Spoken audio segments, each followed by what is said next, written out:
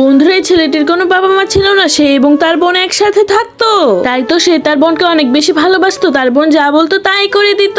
কিন্তু হঠাৎ একদিন তার বোন তার কাছে একটা শাড়ির বায়না করতে থাকে, কিন্তু ছেলেটির কাছে পর্যাপ্ত টাকা না থাকায় সে তো তার বোনকে শাড়ি কিনে দিতে পারছিলই না। তাই তো সে একটা বুদ্ধি বের করে, সে তার বোনের পুরনো একটা শাড়ি নিয়ে সেটার মধ্যে রং করতে থাকে। বন্ধুরা, লাস্টে কি হলো তা দেখলে তো তোমরা অবাক হয়ে যাবে, কিন্তু তার আগে বন্ধুরা, নাচানাচি ভিডিওতে তো সবাই লাইক সাবস্ক্রাইব করে, কিন্তু মার ভিডিওতে কেউ লাইক সাবস্ক্রাইব করে না। আজকে মার জন্য আমার ভিডিওটিতে একটি লাইক করে চ্যানেলটিকে সাবস্ক্রাইব করে দিয়ে যাও এবং কমেন্টটি সুন্দর করে আই লাভ ইউ মা লিখে দিয়ে যাও। লাস্টে তো ছেলেটি পুরনো শাড়িটা দিয়ে তার বোনের জন্য অনেক সুন্দর করে একটা শাড়ি বানিয়ে দেয়, আর এটা তো তার বোন অনেক বেশি পছন্দ করে।